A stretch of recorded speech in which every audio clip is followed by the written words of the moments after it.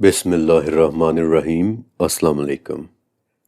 آج سے بالکل ایک نئے سیزن کا آغاز ہو رہا ہے جس کا نام ہے ایز ابو سو بلو۔ ایز ابو سو بلو کا کیا مطلب ہے وہ میں آپ کو اس سیریز کی تعارفی ویڈیو میں بتا چکا ہوں، اور یہ بھی بتا چکا ہوں کہ اس سیریز کے اندر ہم کائنات کے کچھ رازوں کو اپنی آنکھوں کے سامنے کھلتا ہوا دیکھنے والے ہیں، اور انہی رازوں میں سے پہلا راز ہے سدرۃ المنتہا کا وہ عظیم الشان درخت کہ جو چھٹے آسمان کے اوپر موجود ہے، اور اس کے حوالے سے ایک بہت بڑی پہیلی کہ اس کی جڑوں سے نکلنے والا پانی ایک دریا بن کر نیچے ہماری زمین تک کیسے آ رہا ہے۔ تو انشاءاللہ شروع کرتے ہیں ہم آج سے اس سیریز کی پہلی قسط کہ جو دراصل ایک بہت ہی زبردست اور ایک انتہائی پاورفل حدیث سے شروع ہوگی۔ لیکن اس سے پہلے کہ میں آپ کے سامنے وہ حدیث رکھوں، سب سے پہلے ہم اس سیریز میں استعمال ہونے والی کچھ بیسک ٹرمز ٹیگ کر لیتے ہیں، کیونکہ آگے چل کر یہ ٹرمز ہمارے بہت کام آئیں گی۔ سب سے پہلے ایک سادہ سا لیکن انتہائی اہم سوال کہ دریا ہوتا کیا ہے اور یہ اتنا اہم کیوں ہے؟ جب سے انسان اس دنیا میں آیا ہے، 3 بیسک ضرورتیں شروع سے ہی اس کے ساتھ رہی ہیں، اور وہ 3 چیزیں ہیں: خوراک یعنی کھانا پینا، پھر لباس یعنی پہننا اوڑھنا، اور پھر رہنے کی جگہ یعنی انسان کی ہیبیٹیٹ۔ لیکن ان 3 میں سے تیسری چیز باقی 2 کی نسبت بہت زیادہ اہم ہوتی ہے، اور وہ ہوتی ہے رہنے کی جگہ یعنی ہیبیٹیٹ۔ ذرا سوچیں کہ اگر انسان غلط ہیبیٹیٹ چوز کر لے، اگر وہ غلط جگہ پر رہنا شروع کر دے، مثلا صحراؤں میں، تو وہاں باقی 2 چیزیں یعنی خوراک اور لباس بھی نہیں ملے گا، کیونکہ نہ تو صحرا میں کچھ اگتا ہے اور نہ ہی وہاں زیادہ شکار پایا جاتا ہے کہ جس کو مار کر اس کی کھال استعمال ہو سکے۔ بائی دی ویز آج تو جانوروں کی کھالوں سے ہم صرف اپنی لگژری پروڈکٹس ہی بناتے ہیں، لیکن کسی زمانے میں اینیمل ہائیڈز یعنی جانوروں کی کھالیں زندہ رہنے کے لیے بہت زیادہ ضروری ہوتی تھیں۔ لوگ ان سے لباس بنایا کرتے تھے، گھر بنایا کرتے تھے، یہاں تک کہ قرآن پاک کی سورہ نحل میں بھی اس کے استعمال کے حوالے سے ایک آیت آئی ہے کہ وہ اللہ ہی ہے جس نے تمہارے لیے جانوروں کی کھالوں کے گھر بنا دیے۔ پھر اسی طرح اگر انسان پہاڑوں کی چوٹیوں پر جا کر رہنا شروع کر دے تو وہاں پر بھی خوراک اور لباس دونوں ہی بہت ریئر ہیں، نایاب ہیں، کیونکہ برفیلے پہاڑوں میں بھی نہ تو زیادہ کچھ اگتا ہے اور نہ ہی وہاں شکار کرنے کو ملتا ہے، اور اگر مل بھی جائے تو اسے پکڑ لینا اتنا آسان نہیں ہوتا۔ اور یہ وہ وجوہات تھیں کہ انسان کو رہنے کے لیے ایک خاص جگہ بہت زیادہ پسند آنے لگی، اور وہ تھی تازہ پانی اور دریاؤں کے قریب قریب کا علاقہ، کیونکہ وہیں چیزیں اگتی بھی ہیں اور شکار بھی بہت آسانی سے مل جاتا ہے۔ اس لیے اگر آپ تاریخ کی بڑی بڑی سیولائزیشنز اٹھا کر دیکھیں تو وہ آپ کو دریاؤں کے کنارے کنارے آباد ہوتی دکھائی دیں گی، مثلا چائنا کا یلو ریور جہاں آج سے 10,500 سال پہلے بھی لوگ رہا کرتے تھے۔ اور میں کسی وحشی جنگلی قبیلے کی بات نہیں کر رہا، بلکہ ایک سیولائزڈ سوسائٹی کی بات کر رہا ہوں، ایک معاشرے کی صورت میں رہنے والے لوگ۔ ایسا ہمیں اس لیے پتہ چلتا ہے کیونکہ یلو ریور کے کنارے 10,000 سال پرانی ایک چکی کے آثار بھی مل چکے ہیں۔ چکی یعنی کہ پرانے زمانے کا وہ آلہ کہ جسے لوگ اناج کے دانے پیسنے کے لیے استعمال کیا کرتے تھے۔ پھر اس کے علاوہ یلو ریور کے کنارے ان لوگوں کے پالتو جانوروں یعنی کتوں وغیرہ کی ہڈیاں بھی ملی ہیں، جس سے پتہ چلتا ہے کہ وہ لوگ دریا کے کنارے باقاعدہ ایک تہذیب، ایک معاشرے کی شکل میں رہا کرتے تھے۔ یا پھر انڈیا کا گنگا اور جمنا اور پاکستان کا دریائے سندھ، ان سب دریاؤں کے کنارے 3 6 اور 8 ہزار سال پرانے شہر بھی دریافت ہو چکے ہیں۔ پاکستان کے صوبے بلوچستان کا ایک شہر ہے مہر گڑھ۔ آپ میں سے زیادہ تر لوگوں نے شاید اس کا نام نہ سنا ہو، لیکن مہر گڑھ وہ شہر ہے جہاں آج سے 9,500 سال پہلے بھی کسی قسم کے کوئی لوگ رہنا شروع ہو گئے تھے۔ اور کیوں؟ کیونکہ وہاں سے 3 دریا گزرتے ہیں۔ دریا سے انسان کو ہمیشہ فائدہ ہی ملا ہے، پینے کے لیے پانی، فصلوں اور جانوروں کے لیے پانی، پھر اس پانی سے تازہ گوشت مثلا مچھلی وغیرہ، برتن بنانے کے لیے نرم اور چکنی مٹی وغیرہ، پھر پانی پینے کے لیے دریا پر آنے والے جانور، پرندے اور ان کا شکار اور گوشت وغیرہ، الغرض کہ ہر وہ چیز کہ جو نہ تو صحراؤں میں ملتی ہے اور نہ ہی پہاڑوں کی چوٹیوں پر، وہ چیزیں دریا کے کنارے بہت آسانی کے ساتھ مل جایا کرتی ہیں۔ اور دریا سے ملنے والے اس فائدے کا کیا نتیجہ نکلا کہ لوگوں نے دریاؤں کو اپنا دوست سمجھنا شروع کر دیا، ایک ایسا دوست، ایک ایسا مسیحا کہ جس پر ان کی زندگی کی ہر چیز ڈیپینڈ کیا کرتی تھی۔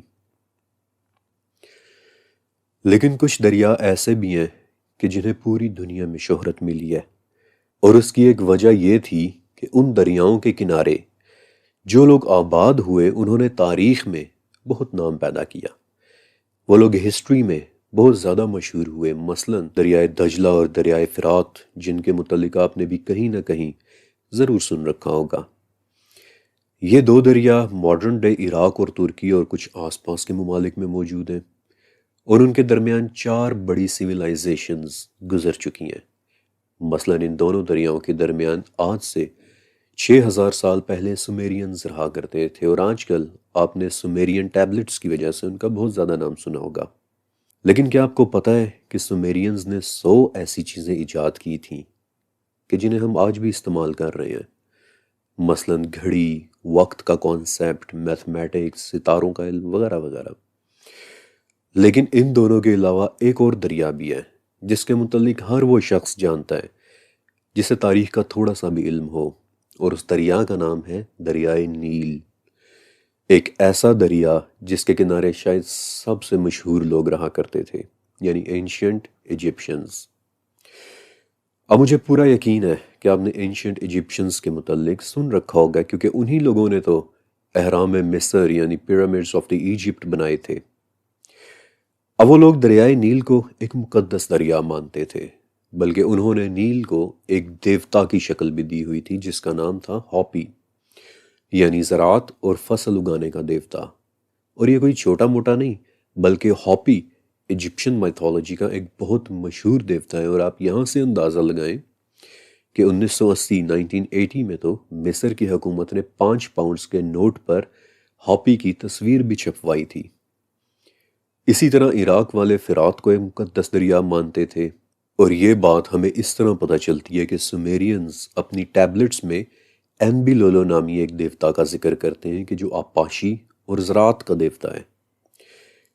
اب یہاں ایک سوال پیدا ہوتا ہے کہ کیا وہ لوگ نیل اور فرات کو صرف اس لیے دیوتا مانتے تھے کیونکہ وہاں سے انہیں پانی ملتا تھا؟ شاید نہیں۔ ان لوگوں کے لیے نیل اور فرات کی اہمیت اس سے کہیں زیادہ تھی، کیونکہ وہ لوگ نیل اور فرات میں باقاعدہ عبادت کیا کرتے تھے۔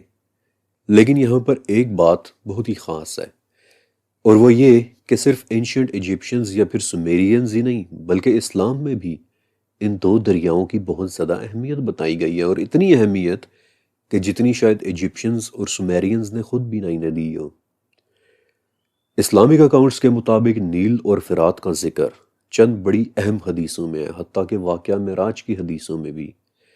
اور یہ بات آپ سبھی جانتے ہیں کہ واقعہ معراج اسلامک ہسٹری کے عظیم ترین واقعات میں سے ایک ہے۔ اور اب میں آپ کے سامنے وہ انتہائی پاورفل حدیث رکھنے والا ہوں کہ جو معراج اور مختلف حدیثوں کی ایک سمری ہے، ایک خلاصہ ہے۔ یہ سمری صحیح بخاری، صحیح مسلم، مسند احمد، جامع ترمذی اور مشکات شریف کی 13 حدیثوں میں موجود ہیں۔ اور ان احادیث میں نبی کریم صلی اللہ علیہ وآلہ وسلم فرماتے ہیں کہ معراج کی رات مجھے 7ویں آسمان پر لے جایا گیا، اور وہاں میرے لیے سدرۃ المنتہا کو بلند کیا گیا۔ سدرۃ المنتہا بیری کا ایک بہت بڑا درخت ہے کہ جس کی جڑیں 6 اور اس کی شاخیں 7ویں آسمان پر ہیں۔ اس درخت کے پھل اتنے بڑے بڑے ہیں کہ جیسے مقام ہجر کے مٹکے ہوتے ہیں، اور اس کے پتے ایسے ہیں کہ جیسے ہاتھیوں کے کان ہوں۔ آپ علیہ السلام فرماتے ہیں کہ جب میں سدرۃ المنتہا تک پہنچا تو اللہ کے حکم نے اسے ڈھانپ لیا، اور وہ درخت یاقوت، زمرد اور اسی قسم کے موتیوں اور جواہرات میں تبدیل ہو گیا، اور اس کے رنگ ایسے ہو گئے کہ میں ان رنگوں کو ہی نہیں جانتا۔ دنیا کی کوئی مخلوق اس درخت کے رنگوں کی خوبصورتی کو بیان ہی نہیں کر سکتی، اور اس کے گرد سونے سے بنے ہوئے پروانے اور پتنگے منڈلا رہے تھے۔ اور میں نے دیکھا کہ سدرۃ المنتہا کی جڑ سے 4 دریا نکل رہے ہیں، جن کے نام تھے سیحان، جیحان، نیل اور فرات۔ ان میں سے 2 دریا تو مخفی تھے، یعنی کہ نگاہوں سے پوشیدہ، جبکہ 2 دریا نگاہ کو دکھائی دے رہے تھے۔ جب میں نے فرشتے جبرائیل سے ان دریاؤں کے متعلق پوچھا تو انہوں نے مجھے بتایا کہ سیحان اور جیحان یہ دونوں مخفی دریائیں اور جا کر جنت میں نکلتے ہیں، جبکہ نیل اور فرات آپ کی اس دنیا میں جا رہے ہیں۔ سدرۃ المنتہا کا درخت ہر مخلوق کے علم کی انتہا ہے۔ یہ بلندی کی وہ آخری حد ہے کہ جس سے آگے کچھ بھی نہیں جا سکتا۔ نیچے سے جو جاتا ہے وہ وہاں سے لے لیا جاتا ہے، اور اوپر سے جو آتا ہے وہ وہیں سے نیچے بھیجا جاتا ہے۔ اور یہ وہ جگہ تھی کہ جہاں میں نے فرشتے جبرائیل کو اس کی اصل شکل میں دیکھا، اس طرح کہ اس کے 600 پر تھے، اور ہر ایک پر مشرق سے لے کر مغرب تک پھیلا ہوا تھا۔ اور جب جبرائیل نے اپنے پروں کو کھولا تو ان میں سے مختلف رنگوں کے یاقوت، موتی اور جواہرات گر رہے تھے کہ جن کی حقیقت سوائے اللہ رب العزت کے اور کوئی بھی نہیں جانتا۔ پھر واقعہ معراج کے علاوہ والی حدیثوں میں آتا ہے کہ سدرۃ المنتہا کی جڑوں سے نکلنے والا دریا، دریائے فرات، اس سے قیامت کے قریب سونے کا ایک پہاڑ ظاہر ہوگا۔ دریا خزانے کے اوپر سے ایک طرف کو سرک جائے گا، اور جب لوگ اس کے متعلق سنیں گے تو وہ اس پہاڑ کی طرف چل پڑیں گے، اور جو لوگ پہاڑ کے قریب ہوں گے وہ کہیں گے کہ اگر ہم نے ان آنے والوں کو اجازت دے دی تو وہ اس کا سارا سونا نکال کر اپنے ساتھ لے جائیں گے، اور ہمارا یہ پہاڑ ختم ہو جائے گا۔ اور پھر اس بات پر لوگوں کے درمیان ایک زبردست لڑائی ہوگی، یہاں تک کہ ہر 100 میں سے 99 لوگ مارے جائیں گے، حالانکہ ہر شخص یہ سمجھ رہا ہوگا کہ شاید وہ بچ جانے والوں میں سے ہوگا۔ لہٰذا دیکھو، تم میں سے جو کوئی بھی وہاں موجود ہو وہ اس میں سے کچھ بھی نہ لے۔ کس قدر طاقتور حدیثیں ہیں، کس قدر خوبصورت مناظر ہیں۔ صرف 1 منٹ کے لیے امیجن کریں کہ ایک عظیم الشان درخت کہ جس کی جڑیں 6 اور شاخیں 7ویں آسمان میں ہوں، ایک ایسا درخت کہ جس کے گرد سونے سے بنے ہوئے پروانے اڑ رہے ہوں، اور جو ہی اللہ کا حکم اسے ڈھانپ لے تو وہ درخت اچانک سے یاقوت اور زمرد اور موتیوں میں تبدیل ہو جائے، اور وہ بھی ایسے رنگوں کے ساتھ کہ کوئی مخلوق ان رنگوں کے حسن کو کبھی بیان ہی نہ کر پائے۔ سچ کہوں تو میرے خیال میں ہمارا دماغ حقیقی معنوں میں ان واقعات کو کبھی تصور کر ہی نہیں سکتا۔ معراج کی رات ہونے والے یہ وہ واقعات ہیں کہ جن کے متعلق النجم میں آتا ہے کہ بے شک اس نے اپنے رب کی بڑی بڑی نشانیوں میں سے بعض نشانیاں دیکھ لیں۔ ان واقعات کو ایک انسان کبھی بھی پوری طرح سے نہیں سمجھ سکتا، اور نہ ہی ان باتوں کی کوئی سائنٹیفک ایکسپلینیشن ہو سکتی ہے کہ دیکھیں فزکس کے مطابق ایسے ہوا تھا، ادھر ایک بلیک ہول کھل گیا تھا۔ نہیں، بالکل بھی نہیں۔ وہ جگہ ہماری سائنس اور ہماری فزکس کی قید سے بالکل آزاد ہے۔ میں یا کوئی بھی اور شخص اس رات ہونے والے واقعات کی سائنٹیفک ایکسپلینیشن دینے کی جرت بھی نہیں کر سکتا، لیکن ہاں ایک بات ہے، اور میں دعا کرتا ہوں کہ یہ حدیث سنتے وقت آپ نے اس بات کو نوٹس کیا ہوگا کہ ان واقعات میں ایک چیز ایسی تھی کہ جو آدھی ادھر ہو رہی تھی یعنی 6 آسمان میں، اور آدھی ادھر یعنی ہماری دنیا میں۔ غور کریں کہ سدرۃ المنتہا کی جڑوں سے 4 دریا نکل رہے ہیں، اور ان 4 میں سے 2 دریا یعنی نیل اور فرات ہماری دنیا میں آ رہے ہیں، اور قیامت کے قریب انہی دریاؤں میں سے ایک دریا یعنی فرات میں سے سونے کا ایک پہاڑ بھی نکلے گا کہ جس پر قیامت کے قریب ایک زبردست لڑائی ہونی ہے۔ اور یہاں ایک بہت بڑا سوال کھڑا ہوتا ہے کہ آخر وہ دریا 6 آسمان کے اوپر سے لے کر ہماری دنیا کے نیچے تک کیسے پہنچ رہے ہیں۔ آپ کو کچھ اندازہ ہے کہ یہ کتنا زیادہ فاصلہ ہے، ڈسٹنس ہے؟ ہمارے اوپر پہلا آسمان، پھر دوسرا آسمان، پھر تیسرا، اور پھر اس طرح کرتے کرتے کہیں 6 آسمان، اور وہاں سے بہہ کر پانی ہماری دنیا میں نیل اور فرات بن کر نکل رہا ہے۔ کیسے؟ جہاں تک ہم دریاؤں کے متعلق جانتے ہیں تو دریا تو پہاڑوں سے نکلتے ہیں، یعنی ہوتا ایسے ہے کہ پہاڑوں پر برف گرتی ہے، پھر جب وہ برف پگھلتی ہے تو وہ پانی بن کر ایک ندی کی صورت اختیار کر لیتی ہے، پھر وہ ندی ایک دریا بن جاتی ہے اور تب وہ دریا کئی شہروں سے ہو کر گزرتا ہے، تو پھر نیل اور فرات ہماری دنیا میں کیسے آ رہے ہیں؟ جبکہ کہیں سے بھی وہ دریا ہمیں آسمان سے اترتے ہوئے بھی دکھائی نہیں دے رہے۔ اور پھر دوسرا سوال کہ جب فرات سے سونے کا وہ پہاڑ نکلے گا تو لوگ آپس میں اس کے پیچھے کیوں لڑیں گے؟ حالانکہ سونا تو آج بھی اس دنیا میں موجود ہے، بلکہ اس وقت جب کہ میں یہ ویڈیو ریکارڈ کر رہا ہوں دنیا میں 2 لاکھ ٹن سے زیادہ کوانٹٹی کا سونا آلریڈی موجود ہے، لیکن اس کے لیے تو لوگ ایک دوسرے کو قتل نہیں کر رہے۔ تو پھر اس سونے میں ایسی کیا خاص بات ہوگی کہ لوگ اس قدر شدت سے لڑیں گے کہ ہر 100 میں سے 99 لوگ مارے جائیں گے؟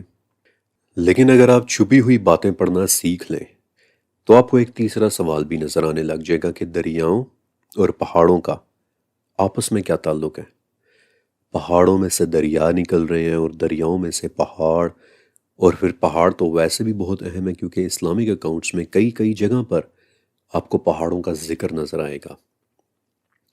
میں آپ کے سامنے ایک لسٹ رکھتا ہوں اور آپ دیکھیے کہ آگے اسلامک اکاؤنٹس میں پہاڑوں کا ذکر کتنے اہم انداز میں ہو رہا ہے۔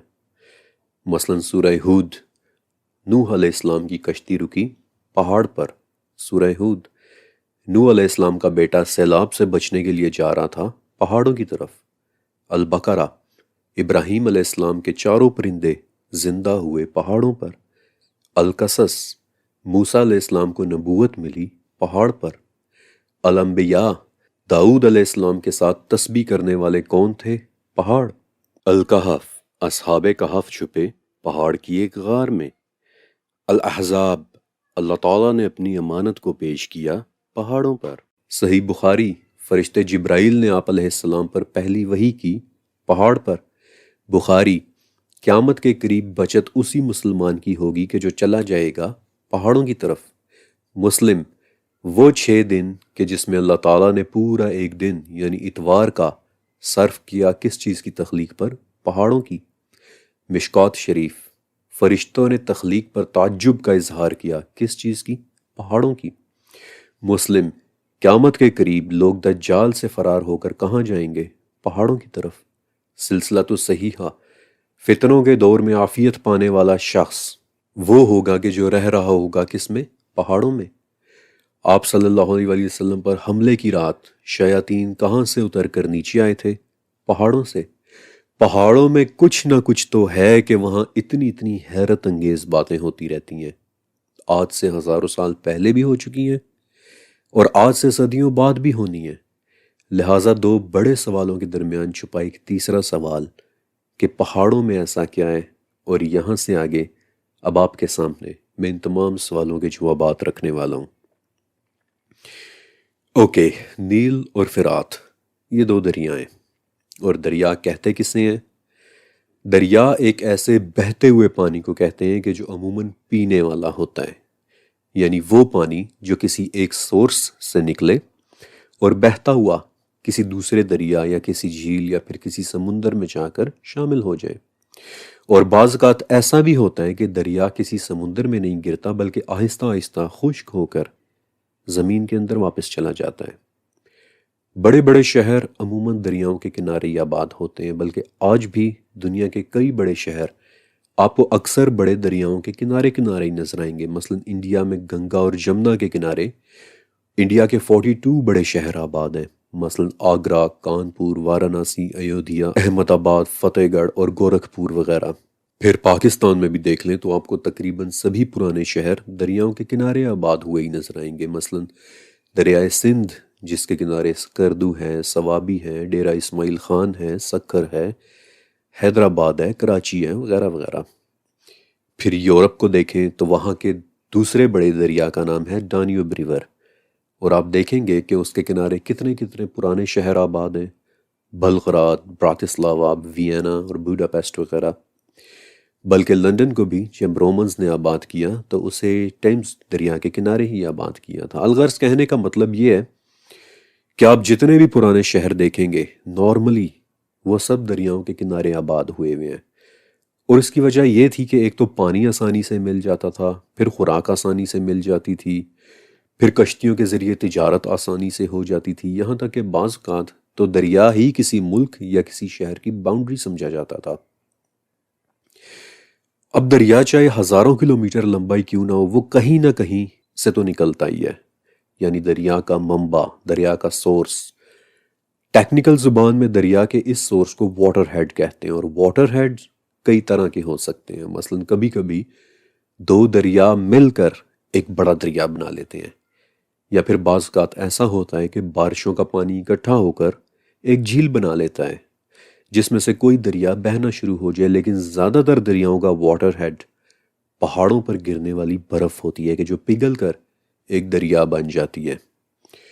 لیکن حدیث میں آتا ہے کہ نیل اور فرات کا سورس ان میں سے کوئی بھی نہیں ہے، بلکہ چھٹے آسمان پر لگا ایک درخت سدرۃ المنتہا ہے۔ اور یہاں سے آپ چلنے والے ہیں میرے ساتھ ایک سفر پر کہ جہاں ہم دریاؤں کو ٹریک کریں گے اور دیکھیں گے کہ کیا واقعی نیل اور فرات کا سورس ڈھونڈتے ڈھونڈتے ہم سدرۃ المنتہا کی جڑوں تک پہنچ سکیں گے۔ لہٰذا آئیں شروع کرتے ہیں ہم اپنا ایک بہت ہی دلچسپ سفر۔ ان دونوں دریاؤں میں سے نیل افریقہ کا سب سے لمبا دریا ہے۔ 6,500 کلومیٹر تک بہنے والا یہ دریا 11 ملکوں کے درمیان سے ہو کر گزرتا ہے۔ کئی ہزار سال سے بہتا ایک دریا جس کے کنارے اینشینٹ ایجپشنز رہا کرتے تھے، اور جس کے ذریعے مصر کے فرعون دور دراز کے علاقوں سے کشتیوں کے ذریعے مختلف ریسورسز اکٹھے کیا کرتے تھے۔ مثلاً سوڈان کی کانوں سے نکلنے والا سونا، یا پھر دور دراز کے علاقوں کی اگی ہوئی فصلیں، پھل اور اناج وغیرہ، یہ سب کشتیوں میں بہہ کر نیل کے ذریعے فرعون کے محل والے شہر میمفس تک آیا کرتا تھا۔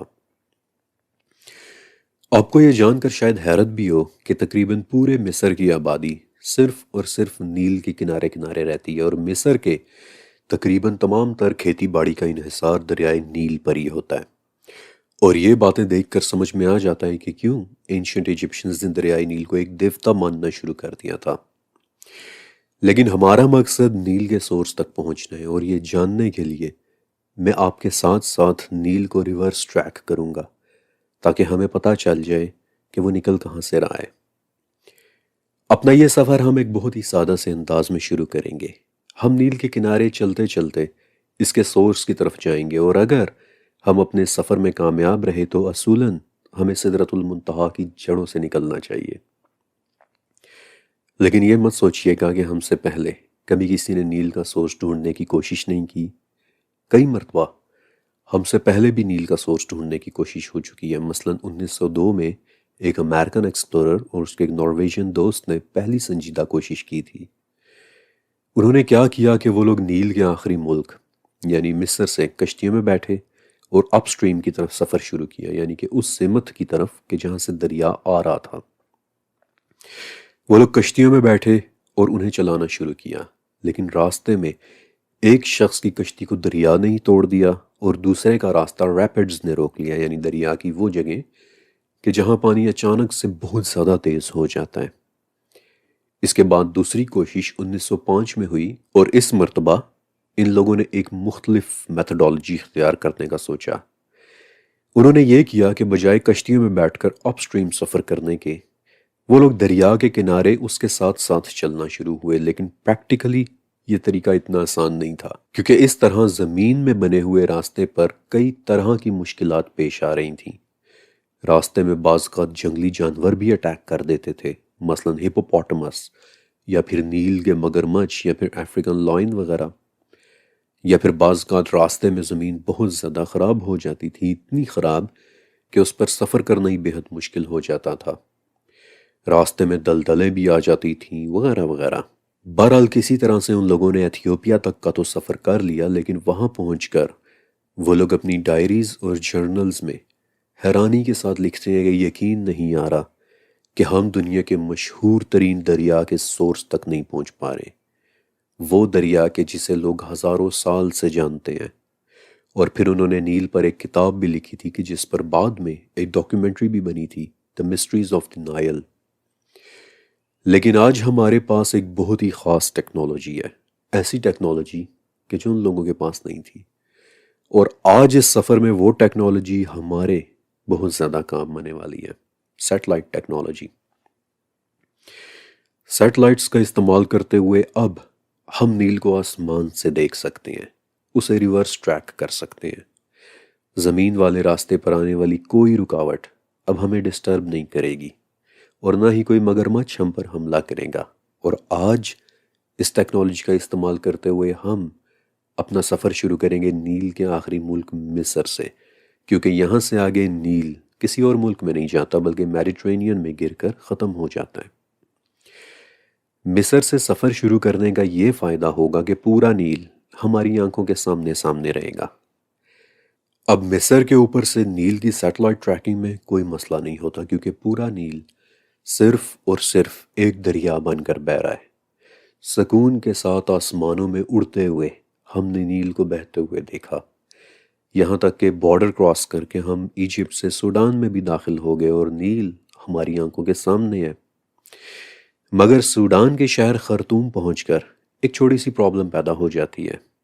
آپ دیکھیں گے کہ خرطوم کے ایک جزیرہ توتی آئی لینڈ پر دریائے نیل سپلٹ ہو کر دو دریاؤں میں تقسیم ہو جاتا ہے، یا پھر یوں کہہ لیں کہ یہاں دو دریا مل کر آگے جانے والا ایک نیل بنا رہے ہیں۔ نیل کے دو سورسز بن جاتے ہیں، یعنی دو دریا مل کر نیل میں اپنا پانی ڈال رہے ہیں۔ اب ان میں سے ایک دریا تو بلیو نائل کہلاتا ہے، جبکہ دوسرے دریا کا نام وائٹ نائل ہے۔ اب سیٹلائٹ امیجری کے ذریعے آپ دیکھ سکتے ہیں کہ بلیو نائل تو نیل کو بہت تھوڑا سا پانی دیتا ہے، جبکہ نیل کا اصل پانی آ رہا ہے وائٹ نائل سے۔ لیکن پھر بھی اس لیول کی ریسرچ یہ ڈیمانڈ کرتی ہے کہ ہم کسی بھی چھوٹی سے چھوٹی ڈیٹیل کو بھی نظر انداز نہ کریں، اس لیے میں نے بلیو نائل کے سورس کو بھی ڈھونڈا تاکہ پتہ چل سکے کہ وہ کہاں سے آ رہا ہے، تاکہ بے شک تھوڑا سا ہی صحیح لیکن آخر بلیو نائل بھی تو نیل کا ایک سورس ہے۔ اور مجھے پتہ چلا کہ بلیو نائل دراصل ایتھیوپیا کی ایک جھیل لیک تانا سے نکل رہا ہے، لیکن نیل کا اصل پانی آتا ہے وائٹ نائل سے۔ لہٰذا بلیو نائل کے بعد میں نے وائٹ نائل کو ٹریس کرنا شروع کیا، اور بالآخر اس بات کا احساس ہوا کہ آج تک آخر نیل کا سورس ڈھونڈنا اتنا مشکل کیوں رہا ہے۔ دیکھیں، جو میپ اس وقت ویڈیو میں آپ دیکھ رہے ہیں اسے میں نے بڑی محنت سے مارک کیا ہے۔ حالانکہ اپنی ریسرچ کے دوران جب میں اکیلا اسے اسٹڈی کر رہا تھا تو اس وقت میں نیل کے ایک ایک موڑ کو ٹریک کر رہا تھا کہ کہیں کوئی چیز مس نہ ہو جائے، کہ کہیں کوئی چیز آنکھوں سے نہ رہ جائے۔ بعض اوقات کہیں دریا اچانک مڑ جاتا، بعض اوقات راستہ بدل لیتا، بعض اوقات وہ کسی چھوٹی سی جھیل میں غائب ہو جاتا اور پھر دوبارہ سے واپس نکل آتا۔ لیکن آخر کار مجھے ایک لیڈ ایسی ملی کہ جو بہت ہی دلچسپ تھی، اور وہ یہ کہ آپ دیکھیں گے کہ ویسے تو وائٹ نائل بہت بہت پیچھے کانگو کی ایک لیک ایلبرٹ تک جاتا ہے، لیکن لیک ایلبرٹ سے لے کر خرطوم میں بلیو نائل سے ملنے تک درمیان میں ایک چیز بہت ہی زبردست ہوتی ہے، اور وہ یہ کہ سوڈان کے خاص علاقے میں پہنچ کر ایک جگہ دریائے نیل ایکچولی گم ہو جاتا ہے۔ اور اب میں آپ کو ایک بہت ہی دلچسپ اور حیران کر کے رکھ دینے والی بات بتانے والا ہوں۔ یہ خاص علاقہ سوڈان کی وہ دلدلیں ہیں کہ جنہیں انگلش میں مارشز کہتے ہیں اور عربی میں سد، اور یہ ایگزیکٹلی وہی لفظ سد ہے کہ جو ذوالقرنین والے واقعے میں الکہف کی 93 نمبر آیت میں بھی آیا ہے کہ حتی اذا بلغ بین السدین، یعنی کہ وہ دو رکاوٹوں کے درمیان پہنچا۔ اور آپ کو یاد ہوگا کہ ذوالقرنین اور یاجوج ماجوج والی سیریز میں ایک مرتبہ میں نے اس لفظ کو ایکسپلین بھی کیا تھا۔ سد عربی زبان میں کسی رکاوٹ کو کہتے ہیں، اور ان دلدلوں کا نام بھی سد یقیناً کسی نے بہت ہی سوچ سمجھ کر رکھا ہوگا، کیونکہ اس سد کو تاریخ میں کبھی بھی کوئی بھی کراس نہیں کر پایا۔ یہ دلدلیں ایک بہت بڑی رکاوٹ ہیں، آپ ان میں چل نہیں سکتے، چیزیں ان میں دھس جاتی ہیں، گم ہو جاتی ہیں، گر جاتی ہیں۔ یہی وہ سد ہیں کہ جنہیں اینشنٹ ایجپشنز بھی کراس نہیں کر سکے تھے۔ ان دلدلوں نے ان کا بھی راستہ روک لیا تھا، اور میں نے آپ کو بتایا تھا کہ یہ دلدلیں ہی وہ وجہ ہیں کہ کبھی فرعون مصر سے باہر نکل ہی نہیں سکے۔ یہ دلدلیں ان کی فوج کو روک لیتی تھیں۔ یہی وہ دلدلیں تھیں کہ جنہوں نے رومن آرمیز کو بھی افریقہ میں داخل ہونے سے روک دیا تھا۔ اور 19ویں صدی میں جب یورپ کے ایکسپلوررز نے بالکل ہماری طرح نیل کا سورس ڈھونڈنا شروع کیا، تو جب وہ ان دلدلوں تک پہنچ گئے اور یہاں سے آگے نہیں جا سکے، تب انہوں نے اس جگہ کو ایک نام دیا تھا، دی ڈارکسٹ افریقہ، یعنی افریقہ کا سیاہ ترین حصہ، وہ حصہ کہ جو مکمل طور پر پراسراریت کے اندھیروں میں ڈوبا ہوا ہو، افریقہ کے سب سے کم دریافت ہوئے علاقے۔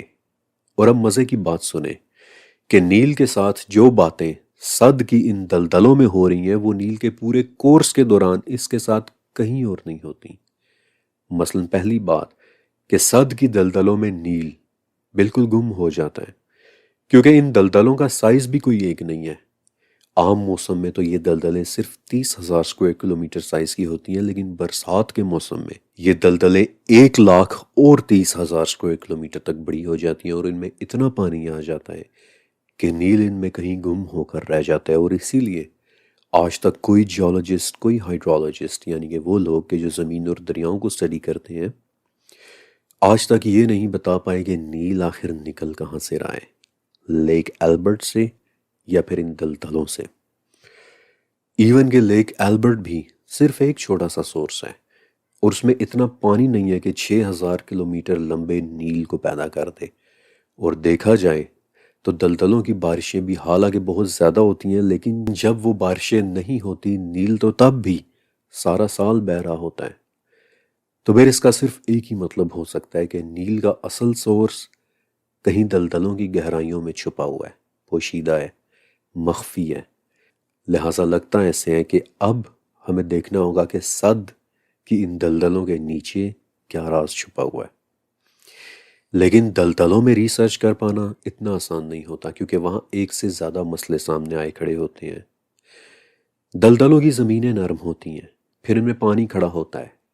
سیٹلائٹ ٹیکنالوجی یہاں پہنچ کر ہمارا ساتھ چھوڑ دیتی ہے، کیونکہ سیٹلائٹس ہمیں دلدلوں کے نیچے زمین کے اندر لے کر نہیں جا سکتے۔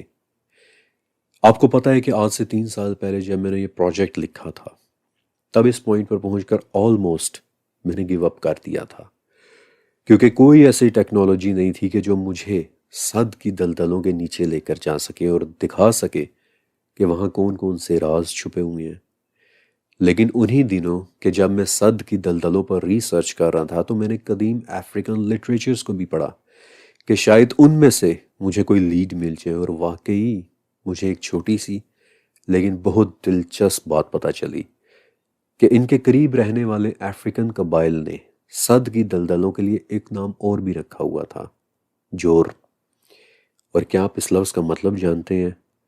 جور کا مطلب ہوتا ہے ایلین واٹر، وہ پانی کہ جو اس دنیا کا نہ ہو، وہ پانی کہ جو کہیں اور ہی سے آ رہا ہو۔ ایگزیکٹلی ویسے ہی جیسے حدیث میں آتا ہے کہ نیل کا پانی سدرۃ المنتہا سے آ رہا ہے۔ افریقن قبائل کے وہ لوگ کسی نہ کسی راز سے تو ضرور واقف تھے، کیونکہ نیل کا سورس واقعی اس دنیا کا نہیں ہے۔ اور تب مجھے ایک موٹیویشن ملی، اور میں نے یہ فیصلہ کیا کہ اب میں نیل کا سورس ڈھونڈ کر ہی رہوں گا، اور مجھے لگتا ہے کہ بالآخر میں اس راز تک پہنچ ہی گیا ہوں۔ اور وہ سب میں انشاءاللہ آپ کے ساتھ شیئر کروں گا ایز ابو سو بلو کی اگلی قسط میں۔ اللہ حافظ۔